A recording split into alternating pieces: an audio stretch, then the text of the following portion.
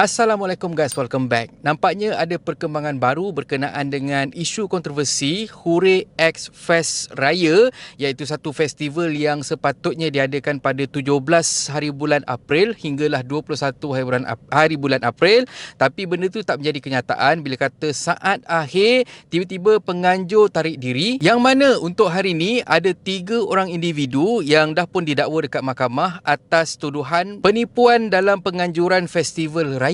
Untuk mana yang tak tahu, beberapa hari ini memang kecoh gila pasal ada ramai peniaga yang meluahkan perasaan sedih, kecewa dan juga marah bila kata penganjur festival yang dinamakan sebagai Hooray X Fest Raya membatalkan event dorang secara tiba-tiba, yang mana ada peniaga yang dah pun sampai dekat tapak lokasi iaitu dekat PWTC untuk set up booth dan sebagainya, yang mana nilai kerugian untuk semua peniaga-peniaga tu semua mencecah ratusan ribu ringgit. Tapi macam mana pun korang boleh tengoklah video aku sebelum ni, yang mana dekat situ kita boleh tengok Yusof Azmi turun padang untuk bantu peniaga-peniaga yang terkesan, dan antara mereka yang dikatakan terlibat ialah pelakon Boy Iman. Dan ikutkan update yang terbaru ni, Boy Iman adalah antara 3 yang dah pun didakwa dekat mahkamah, tapi dorang semua mengaku tak bersalah atas kes penipuan seperti yang dikatakan tadilah. Apa pun aku bacakan sikit update untuk korang. Menurut laporan harian Metro, pemilik nama Nurul Iman Abdul Rahman 43, Boy Iman lah. Selain Nur Azah Sahud 51, Nur Zana Rapi 51 dan Nur Azmi Jantan 49 mengaku tak bersalah atas pertuduhan tersebut. Berdasarkan pertuduhan, semuanya didakwa menipu Siti Wardina Basir 21 dengan memperdayakannya dalam urusan penjualan dan penyewaan tapak perniagaan festival berkenaan sehingga wanita itu menyerahkan wang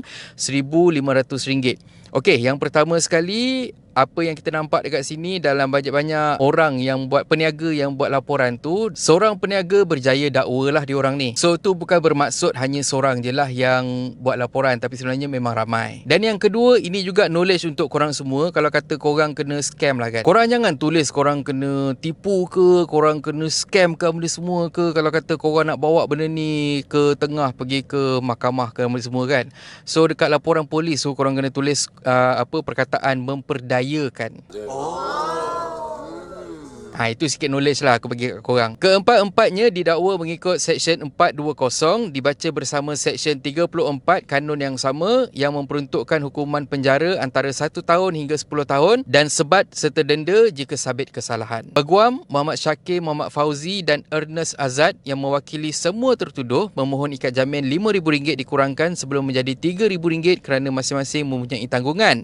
Habis tu yang kena tipu tu tak ada tanggungan ke? Taklah, aku bukan cakap dekat mahkamah, tapi aku cakap pada yang didakwa tu lah. Engkau beria duk cakap kata engkau ada tanggungan, habis yang lain semua tu tak ada tanggungan ke? Bagaimanapun, syarat tambahan adalah pasport perlu diserahkan kepada mahkamah sehingga kes selesai, selain kes ditetapkan semula pada 13 Jun 2023. Macam mana pun, CEO syarikat yang anjurkan festival ni nampaknya dah pun ikut cara ahli politik yang didakwa dekat mahkamah, yang mana Muhammad Alif Hakim katanya masuk hospital dan bakal didakwa bila kata dia dah keluar daripada hospital nanti. Kalau tengok umur dia muda lagi, 23 tahun. So aku tak tahu celah mana dia boleh dapat title datuk tu. Sebab kalau kata nak mengharumkan nama negara pun, kau buat apa? Gimnastik? Tapi macam mana pun, buat masa ni lah kan, masih lagi terlalu panjang ataupun terlalu awal untuk kita cakap sepandai-pandai tupai melompat akhirnya jatuh ke tanah jua. Sebabnya diorang masih lagi belum dibuktikan bersalah dan bukan senang untuk mereka yang terkena untuk menang. Sebelum ni pun kes Boy Iman yang pasal hartanah pun relax je dia, tak ada pun dia kena teruk pun dengan pihak berkuasa. Jadinya walaupun kita memang marah pada dalang ataupun mereka yang buat perangai macam ni, kalau korang pelik kenapa tiba-tiba aku buat muka tadi, bukan sebab apa, sebab ni budak-budak ni aku geram je.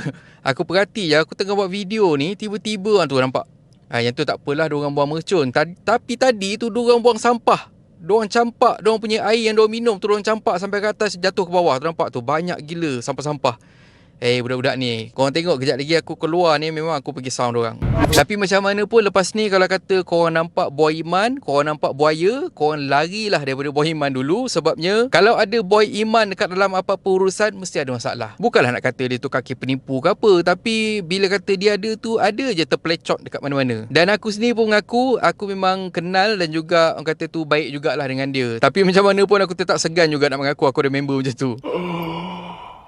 But anyway, kita nantikanlah update seterusnya. Dan insya-Allah kepada mereka yang teraniaya, kalau kata bukan di dunia, di akhirat nanti pasti terbela. Dan akhir kata pepantun, bila pipit berlagak enggang, kaum sendiri sanggup tendang. Nak kaya cara senang, sampai sanggup nanya orang. Dan kalau korang suka konten ada dalam channel ni, please consider to subscribe. Okay, so thank you very much for watching and have a nice day. Assalamualaikum.